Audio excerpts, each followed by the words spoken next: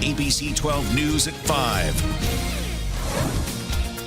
It has been almost 7 years since the city of Flint switched its water source. The water, not properly treated, flowed into the homes of Flint families for about a year and a half. Now, we first told you in August of last year, the people whose lives were forever changed by that decision will be financially compensated for the damage done. Well, today, a federal judge is moving that process forward with her preliminary approval of the civil settlement. Our Ann Perrette joining us now live, and that money could be in people's hands relatively soon. Yes, possibly as early as August. Now, to get what you're owed of the $641.2 million civil settlement, attorney Corey Stern says people impacted by Flint's water crisis, kids, adults, property owners, business owners, now have to register. That begins next Wednesday, January 27th, and it will remain open through March. I feel relieved. I feel excited for my clients. I feel hopeful for the city. The first civil lawsuit connected to Flint's water crisis was filed in November 2015. Now, more than 6 years later, there's a partial resolution. Today's preliminary approval means the judge believes the settlement both sides came up with is fair. She'll still hear from the community at a hearing scheduled for July 12th. But to participate in that, you have to register to be a part of the settlement.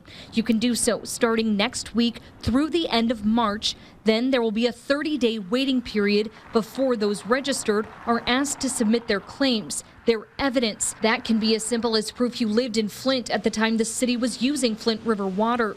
A third party will then go through those claims and put each person in their respective categories based on the criteria laid out in the settlement. Attorney Corey Stern represents more than 2,500 Flint kids and their families. He's heard complaints the $641.2 million settlement isn't enough, so he wants to remind the community this only covers the state, the city of Flint, McLaren Regional Medical Center, and Rowe Professional Services. There are other entities who are very, very culpable, who have the wherewithal to withstand significant judgments, who will ultimately be held to account. And so this really is the beginning. It's not the end.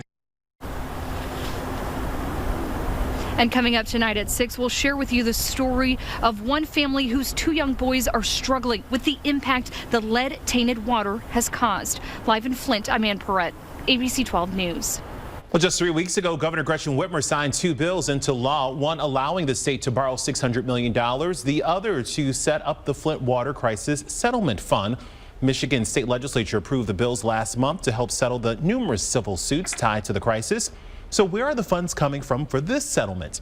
Well, the state is borrowing $600 million from Michigan Strategic Fund. The loan will be paid back over 30 years, totaling about $1 billion with interest. The settlement also includes $20 million from the city of Flint, paid for by insurance, $20 million from McLaren Flint Hospital, and $1.2 million from Rowe Professional Services. 1 week ago today.